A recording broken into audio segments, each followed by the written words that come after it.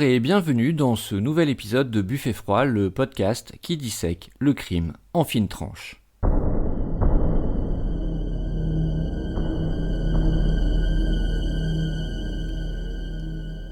En premier lieu, et comme cela devient la coutume, je vais prendre quelques secondes pour remercier tous les auditeurs qui me font la joie de rejoindre cette émission en s'abonnant ou en commentant. Votre soutien est précieux car rien ne touche ni n'inspire plus les gens que des mots de reconnaissance. Vous et moi oublions peut-être rapidement les mots d'encouragement que nous prodiguons aujourd'hui, mais il est très probable que les gens à qui ces mots ont été adressés les chérissent et se les répètent toute leur vie durant, comme l'écrivait Dale Carnegie. Alors, si vous en avez la possibilité, merci de me laisser quelques étoiles, voire même un petit mot sur Apple Podcast, parce que ça fait non seulement plaisir, mais ça aide aussi le référencement. Vous pouvez aussi me suivre directement sur Twitter au compte @buffetfroidpod. J'ai également un remerciement spécial à adresser aux utilisateurs de l'application Podcast Addicts, car je suis depuis plusieurs semaines en haut de leur page d'accueil dans la section tendance, et ce coup de pouce inattendu a vraiment fait décoller le nombre des abonnés. Merci donc à vous qui avez pris le temps de découvrir cette émission et qui avez décidé de faire un bout de chemin en ma compagnie, d'autant plus que justement, j'ai mis longtemps à réaliser ce nouvel épisode. Sans plus vous faire attendre donc, entrons dans le vif du sujet.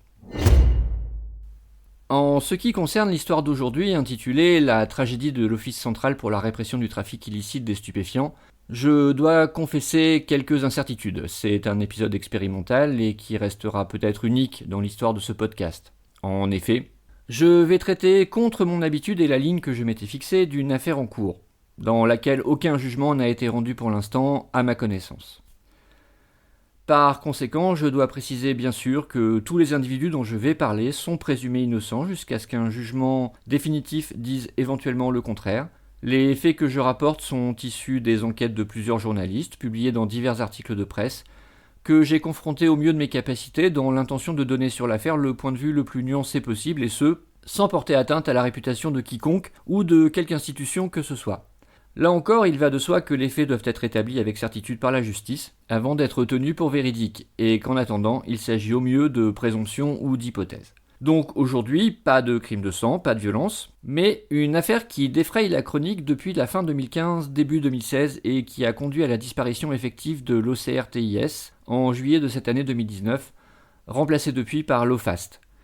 C'est une affaire qui me nargue depuis que j'ai en tête ce projet de podcast, et ce sans que je sache pourquoi j'éprouvais ce besoin impérieux d'en parler, alors que consciemment par ailleurs j'avais l'intention de me limiter à des affaires anciennes, pour ne surtout pas me prendre les pieds dans le tapis roulant de l'actualité.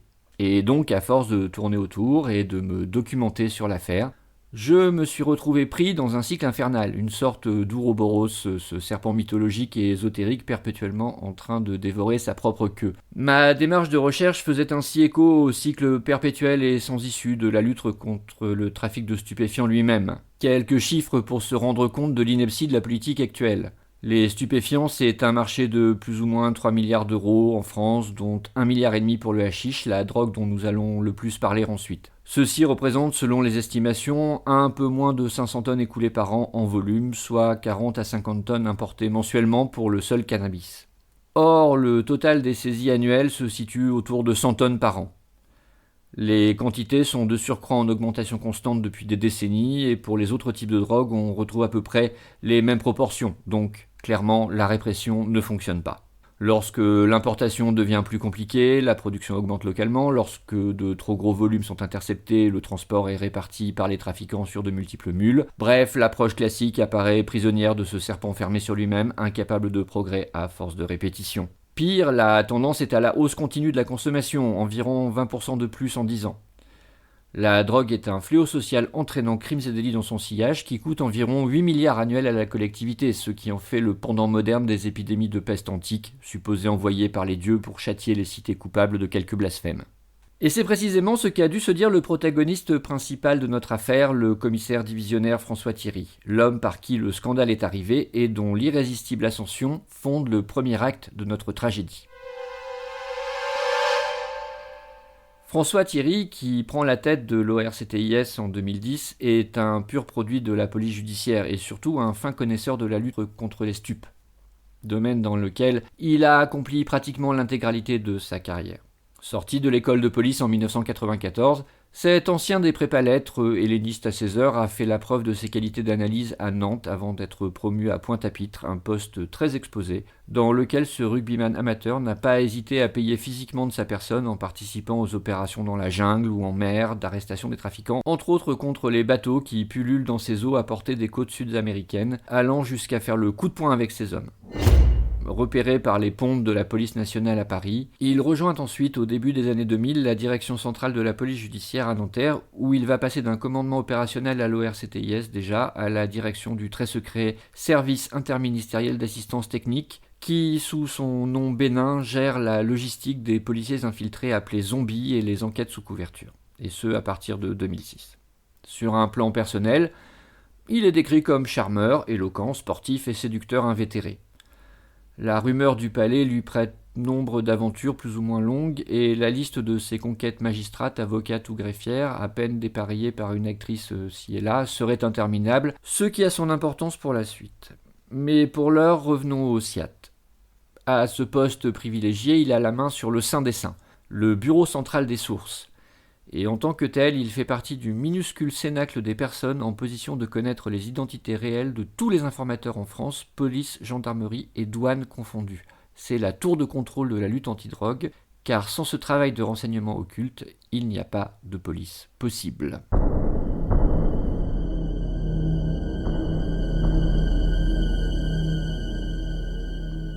Or, justement, au moment précisément où il arrive pour diriger ce service, les relations entre policiers et informateurs connaissent un véritable Big Bang avec l'entrée en vigueur de la loi Perben II votée en 2004. François Thierry se trouve chargé, dans les faits, de mettre en application ces nouvelles règles.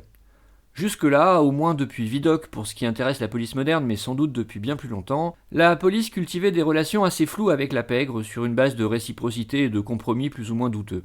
Faute de règles inscrites dans la loi, chaque policier était invité à constituer son propre réseau d'informateurs, et en l'absence de tout budget, il était fréquent pour les officiers de fixer eux-mêmes ce qu'on appelle la gamelle et de rémunérer les renseignements en se servant sur la bête, c'est-à-dire en détournant une partie des saisies, soit en liquide, soit en nature, sous forme de petites quantités de drogue.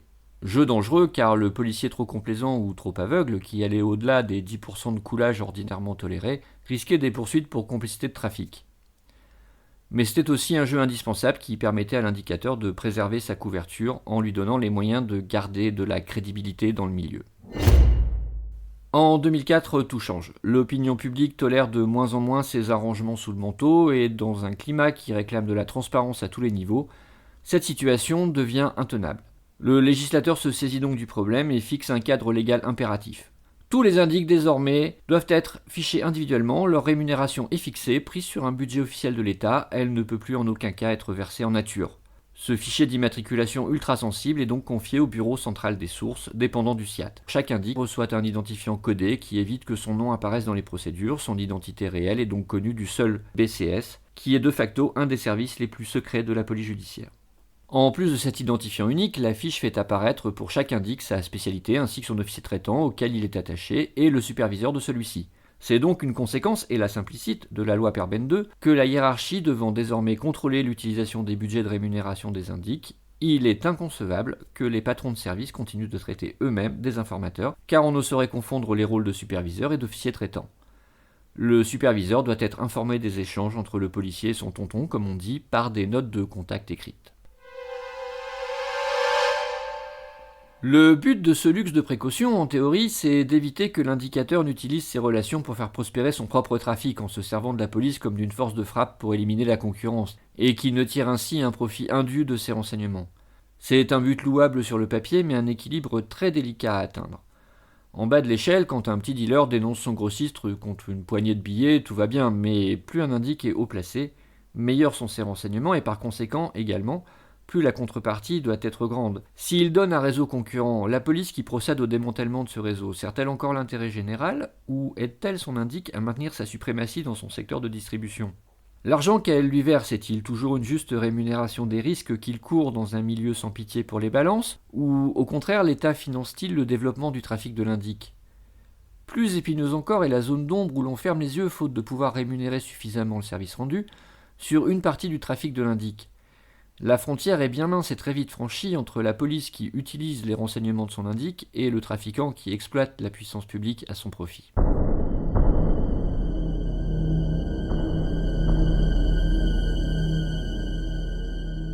Tout cela, François Thierry le sait parfaitement, puisqu'il est responsable au premier chef de la mise en œuvre de ces règles.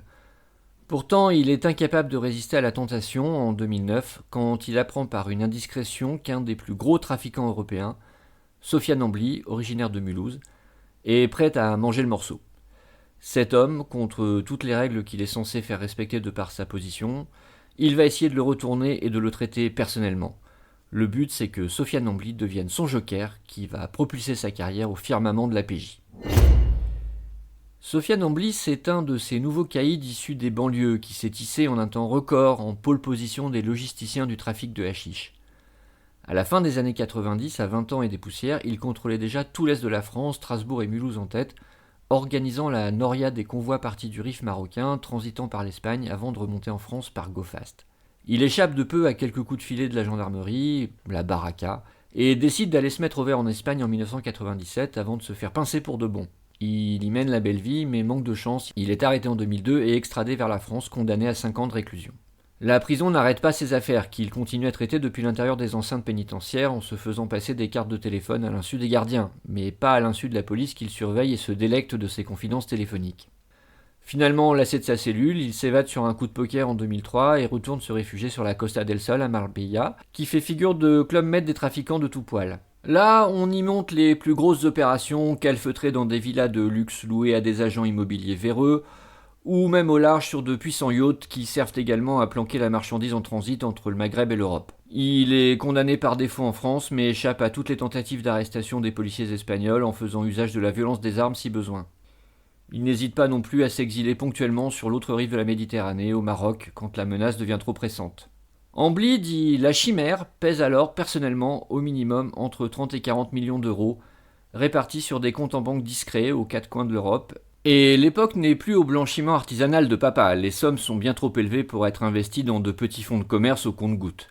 Les caïds du calibre d'Ambli sont des investisseurs qui déversent continuellement, via de très sélects banquiers d'affaires londoniens, leur manne dans des projets immobiliers, en particulier à Dubaï, alors en plein développement et peu regardante sur l'origine des fonds, ou dans les industries de Pologne, d'Ukraine, etc. Bref, ils voient grand et se considèrent comme des entrepreneurs plutôt que des trafiquants. Ce qui ne les empêche en aucun cas d'être par ailleurs impitoyables. De coup en coup, de livraison en livraison, Ambli est devenu un des plus gros, si ce n'est le plus gros trafiquant de cannabis d'Europe. Son réseau fournit maintenant tous les grossistes de France, mais il se fait finalement pincer une nouvelle fois en 2009 et cette fois, il est condamné par la justice espagnole à 18 ans de prison. À quoi servent 40 millions si on ne peut pas les dépenser en costard sur mesure, bijoux clinquants, voitures de luxe et villas de rêve? Ambli a le cafard, il est isolé, loin de sa ville, Mulhouse, où réside encore sa famille. Il veut rentrer purger sa peine chez lui, près des siens. Et c'est ce ticket retour que vient lui apporter sur un plateau François Thierry dans son exil ibérique. François Thierry sait déjà qu'il est en bonne place pour prendre très prochainement la direction de l'office. Il a un plan pour en faire une des plus importantes agences de la lutte contre les stupes, et s'il peut retourner Ambli, il aura un atout décisif pour que sa hiérarchie lui mange dans la main. Alors il se précipite en Andalousie et rencontre Ambli en prison. Pour l'instant, le marché s'est décidé d'obtenir l'extradition d'Ambli contre des renseignements préliminaires. On ne va pas passer d'une peine de 18 ans de prison à la liberté d'un claquement de doigts, mais c'est un début. Entre le flic et le voyou, après quelques rounds d'observation méfiants, le courant passe. Ambli a besoin d'un coup de pouce, il sait que les stupes en général sont réglo. Et de son côté, François Thierry peut très vite vérifier la qualité des informations fournies.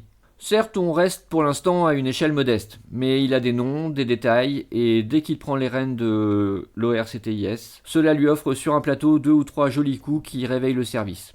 Il y a un patron dans les murs, ça s'annonce plutôt bien. De son côté, le commissaire tient sa part du deal. Il appuie la demande d'extradition et va jusqu'à souffler à Ambli le nom d'une avocate pour suivre la procédure. Bizarrement, c'est une spécialiste en droit immobilier, mais elle a l'avantage pour Sofiane Ambli de ne pas être dans le milieu pénal, donc discrète. Et l'avantage pour François Thierry d'être très proche, puisqu'ils ont une liaison on-off depuis quelques années. Pour la deuxième fois, le commissaire s'assied largement sur l'éthique en taisant ce conflit d'intérêts, Mais la qualité de l'indique justifie à ses yeux le mélange des genres. Car, nous l'avons dit, le commissaire a un plan. Un plan grandiose, un plan qu'il a pompeusement appelé Myrmidon, du nom de ces soldats grecs légendaires de la guerre de Troie dont la seule présence renversait le sort des armes pendant les batailles. Helléniste un jour, helléniste toujours. Il présente inlassablement sa grande idée à qui veut l'écouter au ministère de l'Intérieur, à la chancellerie, au parquet de Paris, à la juridiction interrégionale spécialisée ou même à la PJ. Il faut arrêter de se focaliser sur les saisies. 1 tonne, 2 tonnes, 3, 4, 5 tonnes, ça ne change rien. La drogue passe, toujours plus de drogue. Ce qu'il faut, c'est éliminer les filières, et pour cela, il faut identifier les grossistes sur le territoire national et leur réseau pour extirper d'un coup le mal et ses racines. Myrmidon, c'est ça, une grosse livraison surveillée discrètement, et tous les grossistes qui viennent s'approvisionner au cul du camion sont ensuite filés pendant des jours jusqu'à ce que la topologie de leur petit réseau local soit connue. Ensuite, c'est le balai des perquisitions et des arrestations. Qu'importe si un peu de drogue se perd au passage, ce qui compte, ce sont les hommes. François Thierry innove, son plan est à rebours de ce qui s'est toujours fait jusque-là. À l'ORCTIS, aux douanes ou à la gendarmerie, les statistiques de réussite reposent sur les tonnages interceptés. Donc pourquoi pas? Mais l'on objecte vite dans les hautes sphères que pour cela il faut connaître avec précision les dates de départ des chargements du Maroc, malgré l'inertie légendaire des autorités marocaines à fournir ces renseignements. À quoi le commissaire répond mystérieusement qu'il a une solution. Cette solution dont il tait tout, c'est bien sûr Sofiane Ambly, qui est finalement extradé en janvier 2011 pour accomplir sa peine en France à portée de main de François Thierry. Le plan est en place, et il semble parfait sur le papier. Pourtant, il entraînera inéluctablement la chute de toutes les personnes qui y prendront de près ou de loin une quelconque part.